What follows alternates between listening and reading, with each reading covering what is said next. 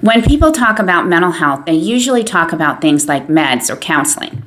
But what they don't talk about enough are the things you do that make managing your mental health harder. For me, that was being too nice. A lot of people think that when you have bipolar disorder, it means that you get really angry or you have these explosive outbursts. But they don't realize a lot of us have the opposite problem and that we're too nice. That was my problem. I was a people pleaser and it was wrecking my mental health and my life. Today, I'm talking about why so many of us struggle with this and how I finally stopped doing it.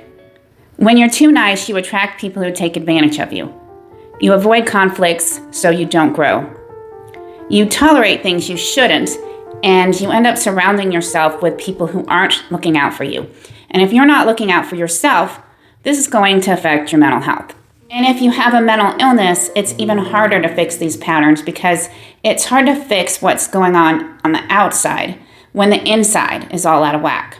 I started to realize that my life was becoming unmanageable because of my people pleasing, and that this was affecting my mental health. That's when I realized I needed to change. I'm Patty, the girl with blue energy. I make videos about mental health and personal growth. Being nice and people pleasing was affecting every area of my life.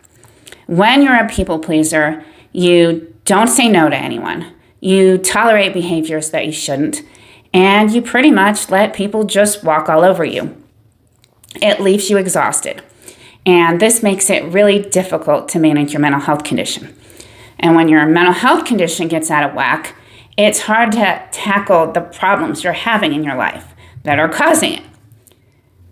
You can't get your mental health in order when you're taking care of everyone but you. This is what people-pleasing looked like for me. Let me know if you relate with any of it. My people-pleasing started with my marriage. It was pretty codependent, so I took care of everything for him, and he didn't take care of me at all. It was emotionally abusive, so by the time I left, I was apologizing for everything. Sometimes I was apologizing for apologizing, and that's pretty common in relationships with emotional abuse. I saw this with my kids too. My kids were out of control because I didn't want to be a mean mom. I didn't know how to be firm. I didn't know how to enforce rules. I didn't know how to stop being nice. I actually went to counseling to learn how to be a mean mom. I saw it in my business. Clients would take advantage of me because I never said no. So I would exhaust myself trying to make everybody happy, practically making no money because I didn't want to disappoint anyone. When I started to recognize these patterns, I realized I needed to change some things about me. And honestly, changing that part of me has helped my mental health the most. I made this video because I wish someone had helped me sooner.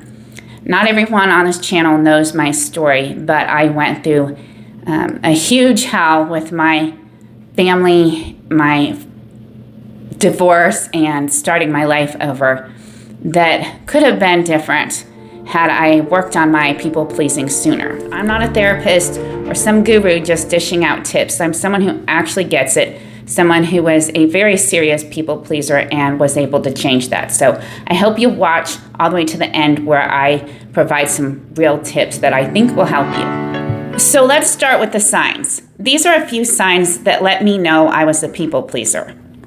The first one is you say yes when you want to say no. I used to do this a lot.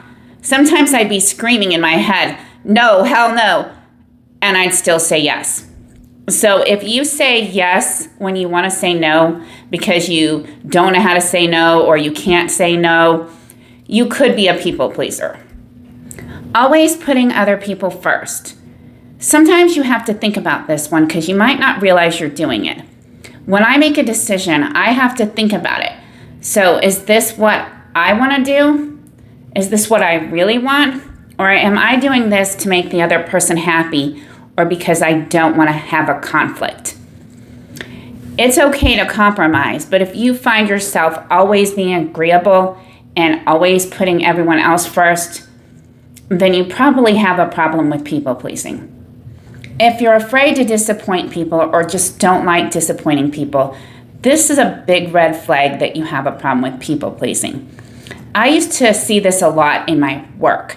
I would take on projects that I didn't really want to take on because I didn't want to disappoint people. So I wouldn't say, hey, this is beyond my scope, or I don't have the time for this. I would take it on anyway and then try to figure out how to do it. I did this a lot.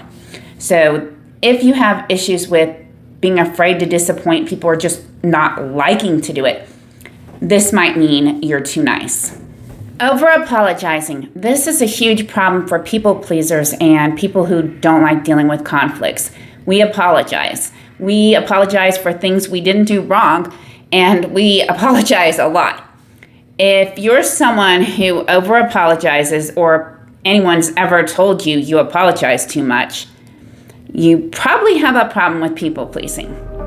If you recognize any of these patterns, or you just know you're too nice or put up with things that you shouldn't, then you might be a people pleaser.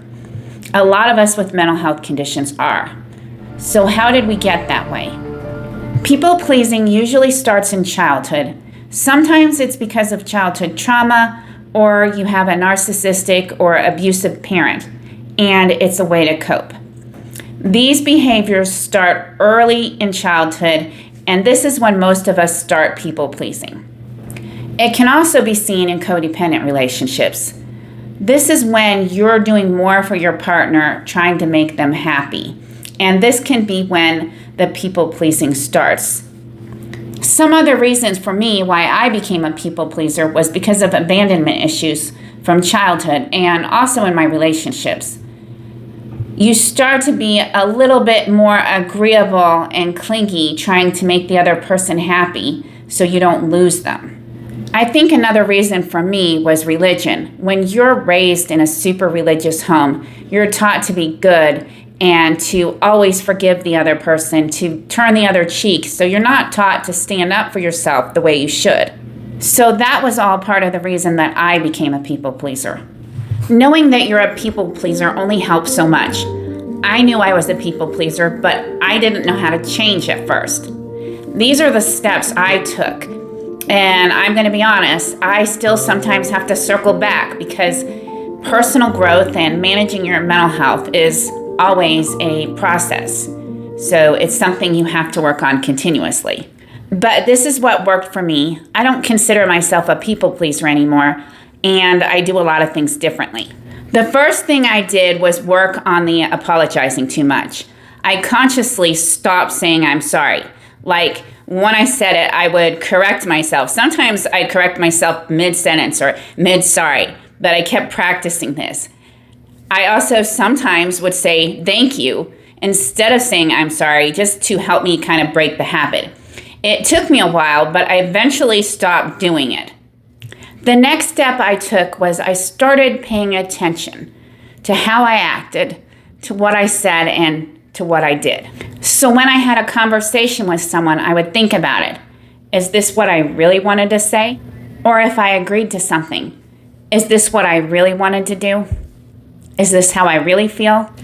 And I just started making observations about what I was saying and doing and what I was feeling and wanting. The next thing I started doing was I started practicing saying no. So if there was something I didn't want to do, somewhere I didn't want to go, some project I didn't want to take on, I started saying no. What I discovered is when you start doing this, sometimes you get a little pushback and people will circle around and come back to you and ask you again, or ask you again from a different angle. I kept saying no. And the more you practice it, the more people quit pushing the line and start accepting your no as no. The biggest thing I've changed and hardest thing is being honest and clear in my communication. What I used to do is tiptoe around things, and I wouldn't clearly communicate what I wanted or needed. And then I would be frustrated because I would be stuck in the same situation. Along with clear communication, I started using boundaries. Boundaries are like lines in the sand. I will not tolerate this. We are not doing this in my house. You're not smoking in my house. You have to go smoke outside. I didn't used to do this, and when I did, I would let people slide until the boundary didn't exist anymore. But what I've discovered is the more consistent you are at prioritizing what you want and need and staying firm on your boundaries, the more people stop doing it. And then they stop seeing you as a people pleaser, and things start to get easier. And these are the things I did to stop people pleasing. And when I stopped, this is when my mental health ultimately improved. Being too nice made it difficult to manage my mood disorder, difficult to be a mother to my kids, and it affected every area of my life. Changing this about me has made me more confident, more stable, and a happier person, which is why I wanted to talk about it.